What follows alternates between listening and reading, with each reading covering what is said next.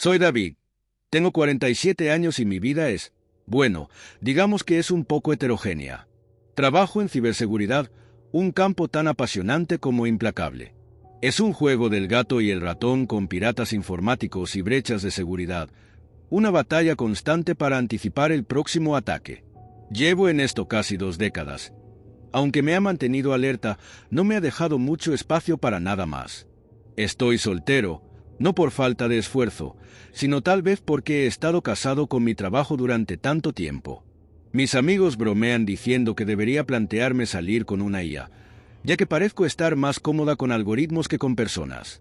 Pero bueno, un hombre necesita su cordura y, en mi línea de trabajo, son las pequeñas escapadas las que me mantienen con los pies en la tierra. Hablando de escapadas, la bicicleta es mi santuario. Hay algo mágico en salir a la carretera temprano por la mañana, mientras la ciudad todavía bosteza y se estira para despertar. El mundo parece más tranquilo, más simple. El zumbido rítmico de los neumáticos contra el pavimento es el contrapeso perfecto al ruido de los cortafuegos, los códigos y las alertas constantes. Solo estoy yo, mi bicicleta y el horizonte. Y luego está la bebida con amigos. Nada de locura, claro está. Solo un grupo de hombres de mediana edad intercambiando historias, bromeando entre ellos y recordando los buenos viejos tiempos. Es un ritual que tiene tanto que ver con la risa como con la relajación. Hay un pub local que hemos reclamado como nuestro. Su iluminación tenue y sus sillas crujientes hacen que las cervezas sepan mejor. Mi vida no es digna de cuentos épicos, pero es mía. Hasta hace poco, sin embargo, habría dicho que es estable, predecible incluso. Pero eso fue antes de que ocurriera algo que sacudiría mi rutina cuidadosamente equilibrada. Comenzó con una tarea laboral sencilla, algo mundano, y se convirtió en algo que nunca podría haber imaginado. Déjame contarte lo que pasó. El trabajo en ciberseguridad no es para los débiles de corazón. Algunos días me siento como un detective digital, revisando líneas de código y analizando patrones extraños para rastrear a los malos actores. Hackers, estafadores, ladrones de datos, lo que sea, me los he encontrado todos. Es un juego de ajedrez constante, y tienes que pensar 3 pasos por delante o arriesgarte a recibir jaque mate. La mayoría de las veces, los atacantes no son genios al estilo de Hollywood que escriben furiosamente en cuartos oscuros. Son inteligentes, claro, pero se basan en explotar las debilidades humanas tanto como las técnicas. Los correos electrónicos de phishing siguen siendo una táctica habitual para los estafadores. Te sorprendería saber cuántas personas hacen clic en enlaces que prometen tarjetas de regalo gratuitas o confirmaciones de pago urgentes. Mi trabajo es diseñar sistemas que detecten estos trucos antes de que lleguen a sus objetivos, o limpiar el desastre cuando lo hacen. Rastrear a los atacantes cibernéticos es como pelar las capas de una cebolla, excepto que cada capa está cifrada. Usamos herramientas que monitorean el tráfico de la red y marcan cualquier cosa sospechosa. A veces, es tan simple como notar horarios de inicio de sesión inusuales o direcciones IP que provienen de países que no tienen por qué acceder a un sistema. Otras veces, es buscar en los registros y unir las migas de pan que dejó un ataque. Un archivo eliminado aquí, un script extraño allá, todo es parte del rompecabezas. Luego están los estafadores. Se trata de personas que llevan a cabo planes elaborados, desde estafas románticas dirigidas a personas solitarias hasta operaciones de fraude masivo que vacían cuentas. Para atraparlos es necesario seguir el rastro del dinero. Las transacciones dejan rastros, e incluso los mejores estafadores no pueden esconderse para siempre si sabes dónde buscar. Es satisfactorio detener estas operaciones, sabiendo que has salvado a alguien de la ruina financiera. Los piratas informáticos más avanzados son una raza diferente. Utilizan exploits de día cero, malware personalizado y redes de la web oscura para ocultar sus actividades. Esos casos son mis favoritos. Es una descarga de adrenalina cuando finalmente los atrapas en un error. Encuentras la única vulnerabilidad en su plan y los desbaratas. Es como ser un cazador, solo que mis armas son algoritmos y cortafuegos. Pero no siempre es glamoroso. El trabajo puede ser agotador, especialmente cuando un ataque ocurre en tiempo real. Todos se esfuerzan por detener la hemorragia y sientes el peso de la responsabilidad. Una amenaza no detectada podría significar millones en pérdidas o, peor aún, la filtración de datos personales. Hay mucho en juego y, a veces, me pregunto si la presión me hace prosperar o si ahora ya no me afecta. Incluso con todo el estrés, hay una extraña satisfacción en saber que uno está haciendo que el mundo digital sea un poco más seguro. No es perfecto, no puedo detener a todos los estafadores o piratas informáticos, pero cada victoria se siente como un pequeño paso hacia la preservación de la vida de las personas. Por supuesto, no todos los casos son una victoria y no todos los atacantes son atrapados. Algunos simplemente se escabullen y dejan atrás una frustración persistente. Son esos misterios sin resolver los que se quedan contigo, carcomiendo el fondo de tu mente. Y últimamente, ha habido un caso en particular que me ha mantenido despierto por las noches. Hay algo en el que se siente extraño, como si fuera más que otro ataque más. Pero llegaré a eso. La vida de soltero tiene cierto encanto y mentiría si dijera que no lo disfruto. Libertad de acción, sin ataduras. Es un estilo de vida que se adapta a mí. Puedo despertarme cuando quiera, ir a donde me lleve el viento y pasar mi tiempo exactamente como me parezca mejor. No hay nadie esperándome en casa para preguntarme por qué llego tarde.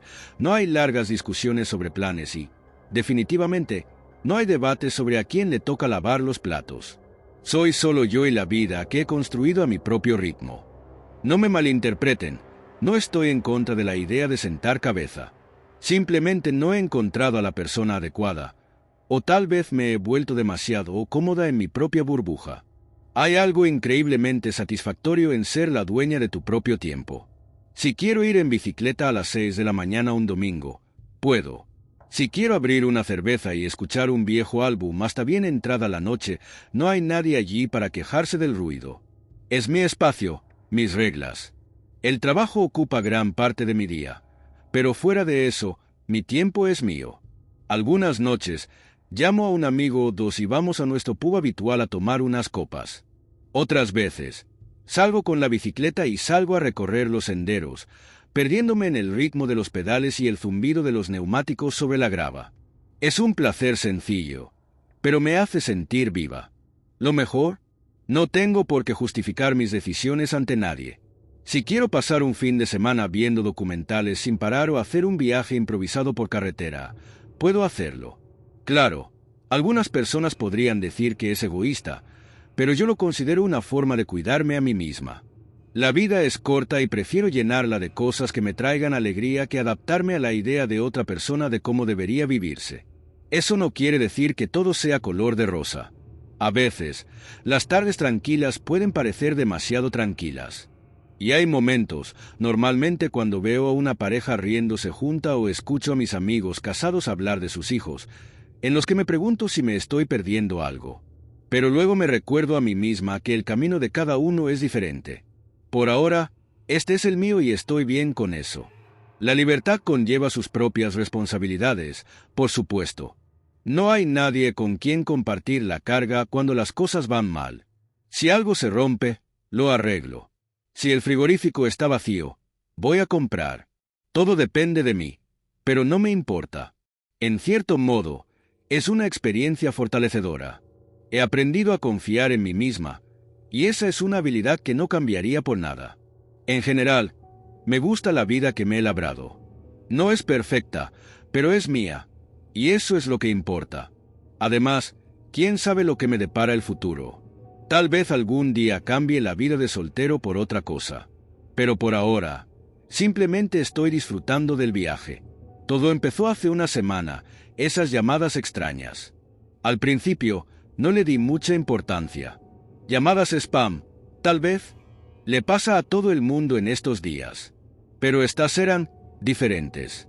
El teléfono sonaba, siempre por la noche, normalmente cuando me relajaba con una bebida o navegaba por internet por material de ciclismo.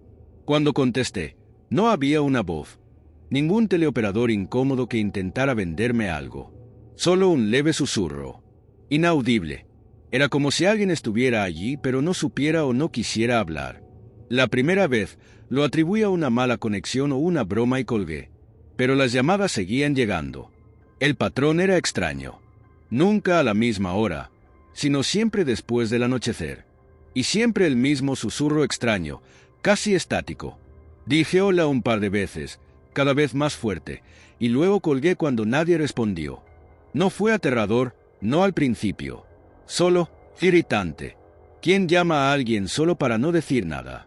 Después de la tercera o cuarta vez, comencé a sentir curiosidad.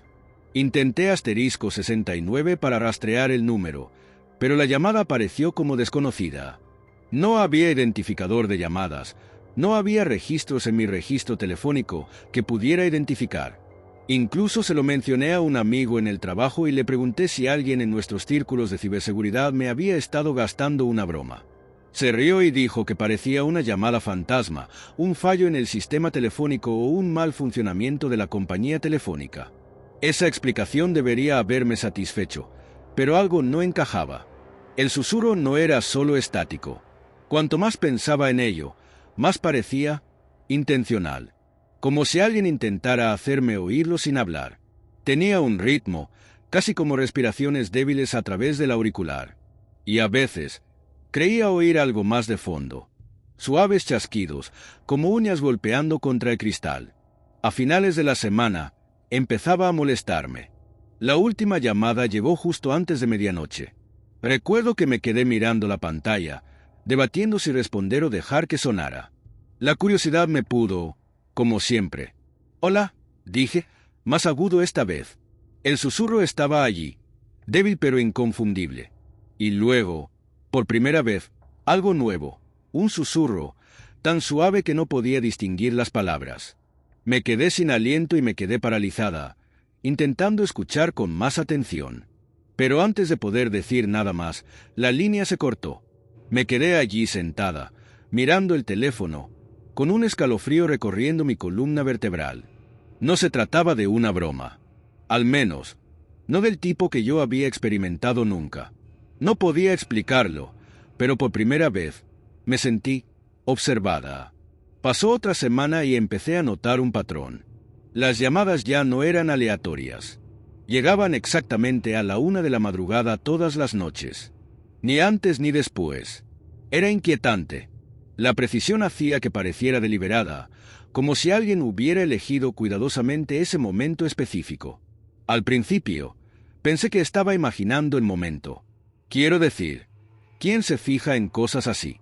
Pero la tercera noche consecutiva, me quedé mirando el reloj mientras el minutero marcaba la 1 de la madrugada y, efectivamente, el teléfono se encendió y vibró en la mesita de noche. No respondí. Dejé que sonara esta vez, mirando la pantalla sin números hasta que se detuvo. Pero no me dio el alivio que esperaba.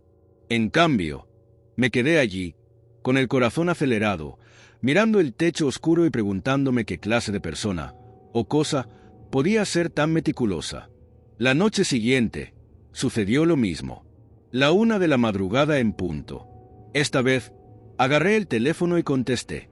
«¿Quién diablos es?», exigí, con la voz más alta de lo que pretendía. El mismo susurro. Ese ruido débil, casi rítmico. No era estático. Ahora estaba seguro de eso. Me esforcé por escuchar algo más, pero la línea se cortó, como siempre. Empecé a perder el sueño, temiendo esa llamada nocturna. Incluso cuando estaba exhausto, me despertaba 5 minutos antes de la 1 de la madrugada, con el cuerpo tenso, esperando que sonara el teléfono. Y siempre lo hacía. En el trabajo no podía concentrarme. Hice un diagnóstico en mi teléfono, verifiqué 2 veces mi cuenta de operador para ver si había algún indicio de piratería e incluso utilicé algunas herramientas que teníamos en materia de ciberseguridad para rastrear el origen de las llamadas. Nada. Las llamadas no dejaron ningún rastro, ningún número, ningún rastro de datos, nada. Era como si nunca hubieran sucedido, excepto por el hecho de que yo sabía que habían sucedido. Una noche, decidida a obtener algunas respuestas, decidí grabar la llamada. Preparé mi computadora portátil para capturar el audio de mi teléfono y esperé. Llegó la 1 de la madrugada, justo a tiempo, y el teléfono vibró. Presioné grabar y respondí. «Di algo», le pedí, tratando de mantener mi voz firme. «Si esto es una broma, ya no es gracioso». El susurro comenzó, suave y deliberado, como una tela que se arrastra sobre un micrófono. Luego un susurro, débil, indistinto, pero definitivamente allí. David. Mi corazón se detuvo. Era mi nombre. Antes de que pudiera responder, la llamada se cortó. Miré el teléfono. La habitación estaba extrañamente silenciosa a mi alrededor. Lentamente, me volví hacia la computadora portátil y reproduje la grabación. El susurro estaba allí, claro como el día. Pero el susurro no estaba. La grabación no lo captó. La ausencia del susurro en la grabación me sacudió. Hizo que todo se sintiera más personal, más siniestro. Sabía lo que había oído, pero ahora no tenía pruebas, ni siquiera para mí mismo. Al día siguiente en el trabajo no podía concentrarme. Cada pulsación de tecla se sentía lenta, cada correo electrónico inútil. Mis colegas notaron que algo no iba bien. Uno de ellos, Greg, se inclinó hacia mí durante el almuerzo. ¿Estás bien, hombre? Te has estado distrayendo mucho. Quería ignorarlo, pero necesitaba hablar con alguien, incluso si sonaba ridículo. He estado recibiendo estas llamadas extrañas, dije. Siempre a la misma hora, tarde en la noche. Greg arqueó una ceja. Llamadas de broma. No lo creo. No hay número, no hay rastro. Solo ruidos de crujidos. Y anoche, juro, escuché mi nombre. Frunció el ceño y dejó su sándwich. Eso es espeluznante. Has revisado tu teléfono en busca de malware o spyware. Alguien podría estar jugando contigo, tal vez usando tecnología de voz. Lo he intentado todo, admití. Diagnóstico, software de rastreo, no aparece nada. Greg se quedó pensativo. Quizás alguien está intentando asustarte. ¿Alguna vez has cabreado a alguien? Casi me reí. ¿En nuestra línea de trabajo? Todos los estafadores y hackers que desmantelamos probablemente me odian. Asintió, pero su expresión seguía siendo incómoda. Ten cuidado, hombre. Cosas así pueden empeorar. Quizás cambiar tu número. No era una mala idea, pero en el fondo dudaba que fuera de ayuda. Quienquiera que me llamara, o lo que fuera, no parecía estar limitado por algo tan mundano como un número de teléfono. Esa noche, decidí enfrentarlo de frente. Me quedé despierto, sentado en la oscuridad con mi teléfono en una mano y un vaso de whisky en la otra. A las 12:59 de la noche, me preparé. Cuando el reloj marcó la 1 de la madrugada, el teléfono se iluminó. Sin número, sin identificador de llamadas. Solo llamada entrante. Respiré profundamente y respondí. ¿Qué quieres? Exigí. Por un momento, solo se escuchó un susurro. Luego, más claro que nunca, un susurro. Tú, me dejaste. Se me heló la sangre. La voz era débil pero familiar. Sonaba como, mi hermano. No había pensado en él en años, no desde que murió. No habíamos estado cerca en los meses previos al accidente. Había estado demasiado ocupada con el trabajo, demasiado absorta en mi propia vida. La culpa se había desvanecido con el tiempo, o eso creía. Pero ahora me golpeaba como un tren de carga. Esto no es real, dije, con la voz temblorosa. Tú no eres real. El susurro se escuchó de nuevo, más lento esta vez. Tú, me dejaste. Y luego, por primera vez, hubo algo nuevo. Una risa baja y gutural, que resonó débilmente, como si viniera de muy lejos. Dejé caer el teléfono. Cayó al suelo, la llamada aún activa. Lo miré, paralizada. Después de un momento, la pantalla se oscureció. La llamada terminó. No dormí esa noche. A la mañana siguiente, no podía quitarme de la cabeza el sonido de esa voz, ni la risa. No era solo espeluznante, era acusadora, como si me estuviera arrastrando a algo que no estaba lista para enfrentar. En el trabajo, hice lo que tenía que hacer. Apenas estaba presente en las reuniones o en las llamadas. Greg se dio cuenta de nuevo. Te ves horrible, dijo durante un descanso para tomar café. No me molesté en fingir lo contrario. Las llamadas no paran, admití. Me miró fijamente. Esto es más que una broma, ¿no? Asentí. Anoche, juro que sonaba como mi hermano. Los ojos de Greg se abrieron de par en par. ¿Tu hermano? ¿No es así? Sí, interrumpí. Murió. Hace años. Pero es su voz. O algo que finge ser él. Greg dudó. Luego se inclinó más cerca. Mira, no soy supersticiosa. Pero si esto te está afectando, quizás deberías hablar con alguien. Un terapeuta, tal vez un consejero espiritual. Un consejero espiritual. Me burlé, pero su preocupación era genuina. Solo digo, hombre, a veces las cosas no son todo lógica y código. La idea se me quedó grabada. Esa noche, después de mirar mi teléfono durante lo que me pareció una eternidad, finalmente busqué en Google consejeros espirituales locales. Para mi sorpresa, había algunas opciones cerca.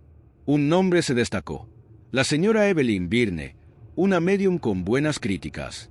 No estaba segura de si creía en ese tipo de cosas, pero en ese momento necesitaba respuestas. Llamé a su número. «Habla la señora Byrne», dijo una voz tranquila y firme. «Hola», empecé torpemente. He estado teniendo algunas experiencias extrañas. No estoy segura de cómo explicarlo, pero necesito ayuda. No me pidió detalles. «Ven mañana por la tarde», dijo. «Lleva algo personal de la persona que crees que está tratando de contactarte». Al día siguiente, rebusqué en una caja que no había abierto en años. Entre fotos y cartas antiguas, lo encontré: un reloj que mi hermano solía usar. Estaba rayado y desgastado, pero todavía funcionaba. Sostenerlo hizo que mi pecho se apretara. Una ola de arrepentimiento me invadió. Cuando llegué a la modesta oficina de la señora Byrne, el aire adentro estaba denso de incienso. Era una mujer mayor con ojos penetrantes que parecían ver a través de mí. «Siéntate», dijo, haciendo un gesto hacia una silla frente a ella. Le entregué el reloj y sus dedos se demoraron en él por un momento. «¿Has estado recibiendo llamadas?», dijo sin que se lo pidiera. Asentí, aturdido. «¿Y la voz? Es alguien a quien perdiste. Alguien a quien sientes que le fallaste». Se me hizo un nudo en la garganta. Mi hermano, él, no estábamos en buenos términos cuando murió. Yo estaba ocupada con el trabajo y no. Alzó una mano y me hizo callar con suavidad. El arrepentimiento tiene una forma de anclar los espíritus. Pero esto, levantó el reloj, esto se siente diferente. Hay ira aquí, pero no es completamente de tu hermano. ¿Qué significa eso?, pregunté con voz temblorosa. Cerró los ojos y agarró el reloj con fuerza. Hay algo más atado. Algo que usa tu culpa como una forma de entrar. Se está alimentando de tus emociones, haciéndose más fuerte. La habitación se sentía más fría. «¿Qué hago?», pregunté. Abrió los ojos y los fijó en los míos. «Tendrás que enfrentarte a él. Pero ten cuidado, no te dejará ir fácilmente. Esta noche, cuando llame, no cuelgues. Quédate en la línea y enfréntalo». El pensamiento me provocó un escalofrío en la columna, pero asentí. Esa noche, cuando se acercaba la 1 de la madrugada, me senté en mi sala de estar, con el reloj en una mano y el teléfono en la otra. Cuando llegó la llamada, respondí de inmediato. «¿Quién eres?», pregunté. Comenzó el crujido, luego el familiar susurro. «Tú, me dejaste». Esta vez, no vacilé. «¿Qué quieres?». La voz se hizo más fuerte, más distorsionada. «Ven, a ver». Y luego, antes de que pudiera reaccionar, el teléfono ardió en mi mano y la habitación pareció cambiar a mi alrededor. El aire se volvió pesado, las paredes se extendieron hacia la oscuridad. Sentí que me estaban arrastrando a otro lugar por completo, a un lugar al que no quería ir. La oscuridad se espesó, devorando los bordes de la habitación hasta que ya no pude decir dónde estaba. Mi sala de estar se había disuelto, reemplazada por un extraño vacío. El aire se sentía opresivo, húmedo y frío, presionando contra mi piel como manos invisibles. Y entonces, a través del silencio, lo oí: pasos, lentos, deliberados y desiguales, como si alguien o algo estuviera cojeando hacia mí. Mi pulso latía con fuerza en mis oídos mientras me giraba, tratando de localizar la fuente del sonido. «David», la voz áspera de nuevo, más fuerte esta vez. Era distorsionada, hueca, pero inconfundiblemente la de mi hermano. Una figura emergió del vacío, apenas iluminada por una luz tenue y antinatural que parecía venir de la nada. Mi respiración se entrecortó. Parecía mi hermano, pero no. Su rostro estaba pálido, casi translúcido, y sus ojos eran cuencas vacías, oscuras e infinitas. Su cuerpo parecía brillar, apareciendo y desapareciendo como un holograma con fallas. «Me dejaste», repitió. Su voz tenía un dejo de dolor y furia. Retrocedí instintivamente, apretando el reloj con más fuerza en mi mano. «No», tartamudeé. «Yo no quise hacerlo. No sabía». «Lo sabías», interrumpió. Su voz se alzó hasta convertirse en un rugido gutural. El aire vibró con su fuerza y el suelo debajo de mí se movió como si fuera a ceder. «Elegiste tu trabajo, tu vida, por encima de mí. Y ahora eres libre mientras que yo estoy atrapada». Las lágrimas brotaron de mis ojos. «Lo siento», susurré. «Me he arrepentido de ello todos los días. Si pudiera cambiarlo, lo haría». La figura se detuvo, inclinando la cabeza como si estuviera considerando mis palabras. Por un momento, pensé que vi un destello de algo más suave en el vacío donde deberían haber estado sus ojos. Pero luego su forma se retorció, alargándose de forma antinatural. Su voz se hizo más profunda, fundiéndose en algo mucho más siniestro. «Pero no puedes cambiarlo», siseó la cosa. «Y ahora te unirás a mí». El suelo se abrió debajo de mí, revelando un abismo lleno de sombras retorcidas. Tropecé, casi perdiendo el equilibrio cuando los zarcillos de oscuridad alcanzaron mis piernas. Mis instintos me gritaban que corriera, pero no había ningún lugar a donde ir. «Lucha contra ello», resonó en mi mente la voz de la señora Byrne, firme y tranquila. «Enfréntalo». Agarré el reloj con fuerza, concentrándome en los recuerdos que contenía, los buenos. Risas, charlas a altas horas de la noche, los momentos en que éramos inseparables cuando éramos niños. Dejé que esos recuerdos me llenaran, haciendo a un lado la culpa y el miedo. «No eres mi hermano», dije, con voz temblorosa pero firme. «Eres otra cosa, que usa su rostro para atormentarme». La figura se quedó inmóvil y giró la cabeza hacia mí de forma poco natural. «¿Crees que puedes desterrarme con palabras?» Gruñó. «No», dije, levantando el reloj. «Pero puedo desterrarte con él». Arrojé el reloj al abismo y, mientras caía, una luz cegadora surgió de su superficie. Las sombras retrocedieron y la figura emitió un grito ensordecedor y su forma se desintegró en humo. El abismo se cerró y el aire opresivo se disipó, reemplazado por una brisa tranquila y cálida. Parpadeé y, de repente, volví a mi sala de estar. El teléfono estaba en el suelo, con la pantalla rota pero en silencio. El reloj había desaparecido. Me quedé allí sentada durante lo que parecieron horas, recuperando el aliento y dejando que la realidad de lo que acababa de suceder se asimilara. Las llamadas se detuvieron después de esa noche y nunca volví a ver la figura.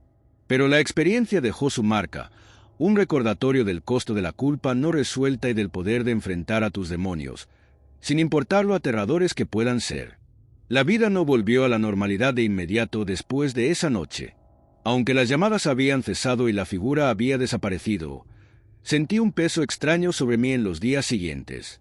El sueño llegaba a intervalos, y cuando lo hacía, mis sueños eran fragmentados e inquietos, imágenes parpadeantes de mi hermano, el abismo y el vacío inquietante. No podía quitarme la sensación de que el encuentro había dejado algo atrás. No estaba en la habitación ni en el apartamento, sino dentro de mí. Una duda susurrante, una pregunta persistente. ¿Realmente había desterrado esa cosa, fuera lo que fuese? ¿O simplemente había retrasado su regreso? Empecé a investigar todo lo que pude. La señora Byrne me había dicho que lo enfrentara, y su consejo me había salvado. Pero necesitaba saber más sobre lo que había enfrentado. Las noches me encontraban estudiando foros, sitios web oscuros e incluso libros viejos sobre folclore y fenómenos paranormales. Palabras como espectro, doppelganger y sombra vengativa aparecieron, pero nada parecía encajar exactamente. Lo que había enfrentado era algo profundamente personal, vinculado a mi propio pasado y arrepentimientos. Fue durante una de estas sesiones de investigación nocturnas que me topé con un pasaje en un viejo diario digitalizado en línea. Hablaba de recuerdos de sombra, fragmentos de emoción y dolor que persisten después de una muerte traumática. Podían tomar forma, afirmaba el diario, alimentándose de la culpa no resuelta de los que quedaron atrás. Esa descripción me golpeó como un puñetazo en el estómago. Si lo que había enfrentado era un recuerdo de sombra, entonces no era solo algo externo. Había venido de mí. Mi culpa, mi arrepentimiento, le habían dado vida. Esta constatación no me hizo sentir mejor.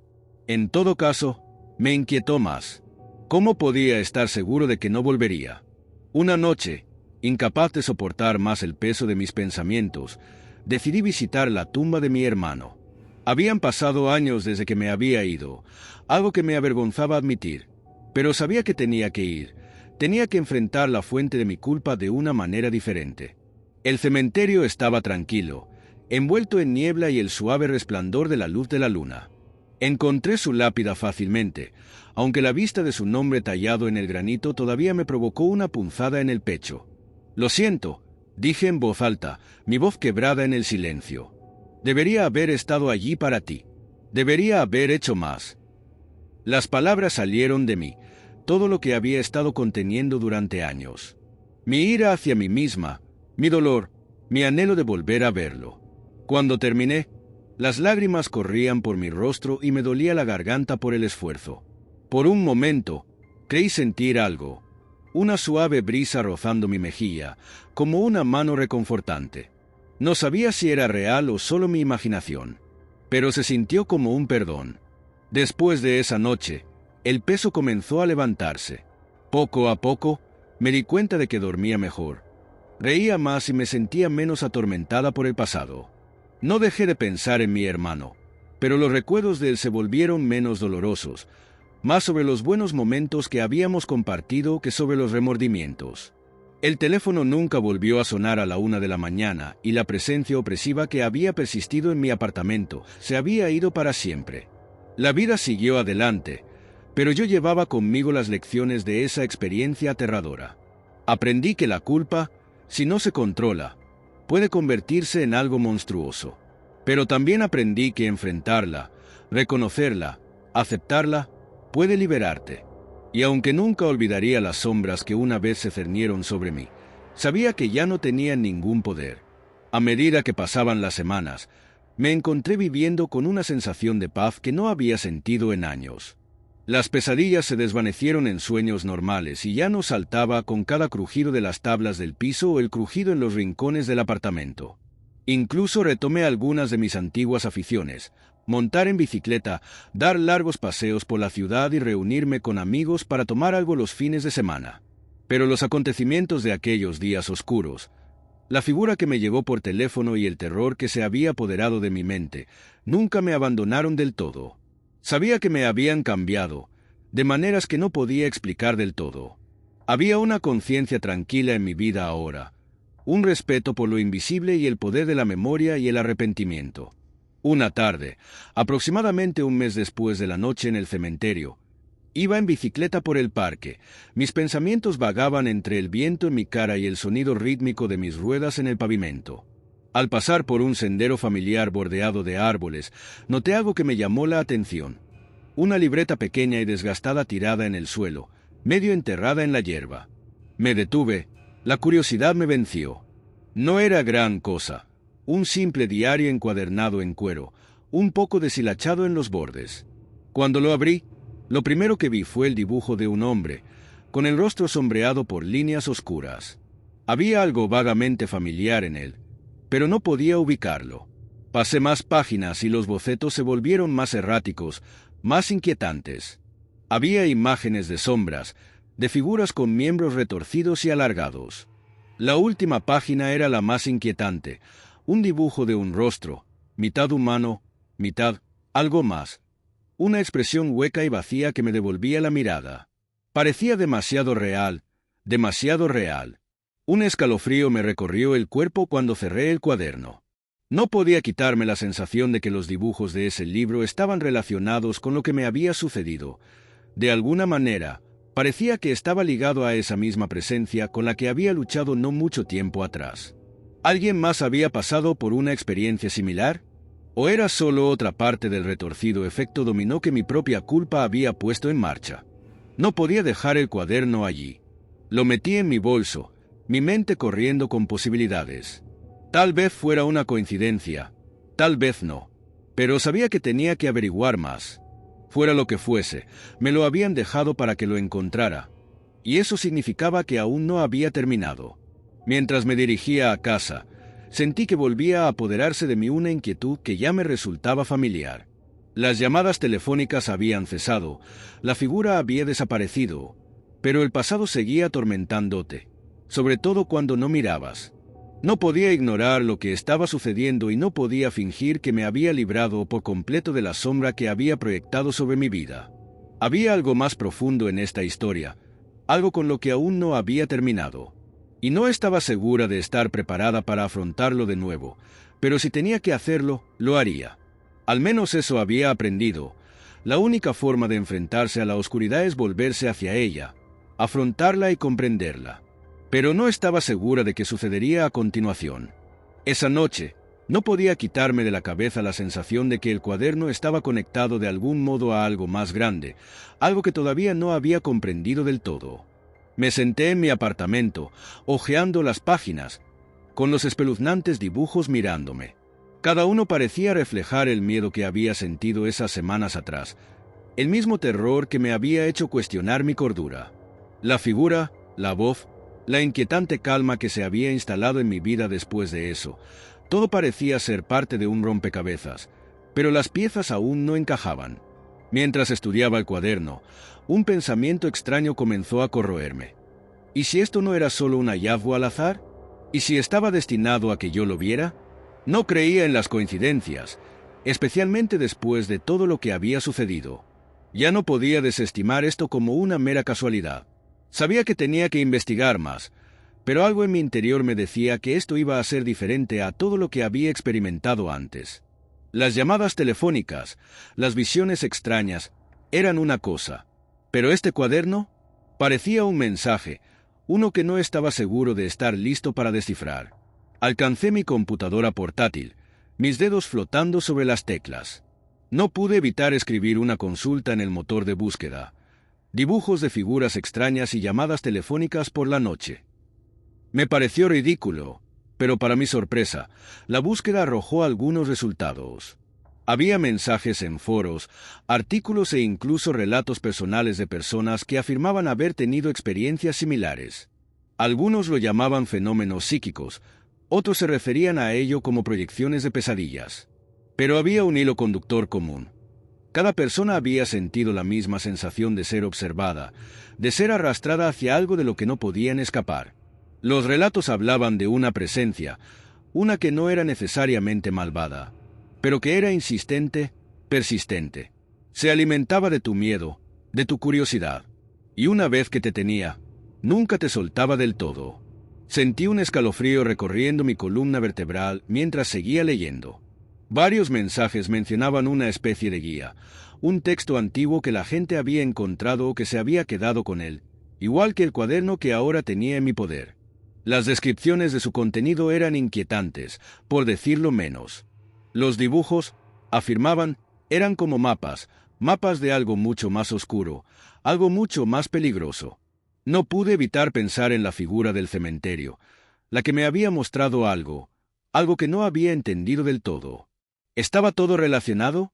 ¿El cuaderno formaba parte del mismo plan?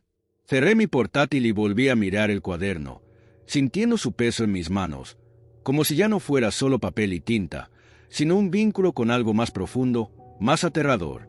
Necesitaba respuestas, pero cuanto más buscaba, más me daba cuenta de que no quería enfrentarme a lo que fuera que esto fuera. La sensación de terror regresó, trepando por mi columna vertebral, pero esta vez no me acobardé. No podía permitirme el lujo de hacerlo. Tenía que saber qué estaba pasando y qué tenía que hacer para detenerlo, si es que podía detenerlo. Miré por la ventana. Las luces de la ciudad parpadeaban como estrellas lejanas en la noche. Pensé en la mujer que había conocido, la que me había advertido. No había sido la misma desde nuestro encuentro, pero no la había visto en semanas. ¿Era ella la clave de todo esto?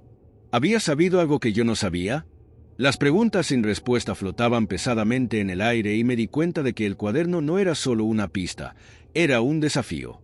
Tenía que enfrentarme a lo que intentaba mostrarme. La oscuridad, lo desconocido, lo que fuera que me había estado siguiendo. Y si iba a terminar, yo era quien tenía que terminarlo. Pero no sabía cómo. Cerré los ojos, el peso de todo me oprimía. Pasara lo que pasara a continuación, no estaba segura de estar preparada para ello. Pero sabía una cosa, no había vuelta atrás. Me senté en el silencio de mi apartamento. El aire estaba cargado de tensión. El reloj de la pared marcaba el tiempo. Su sonido rítmico casi se burlaba de la quietud. Mi mente corría, dividida entre la necesidad de comprender lo que estaba sucediendo y el instinto de alejarme del miedo que me atenazaba. Pero no podía simplemente alejarme, no ahora, no después de todo lo que me había llevado a este punto. Busqué mi teléfono, dudé un momento y luego marqué el número que había estado evitando durante días. La línea sonó varias veces antes de contestar.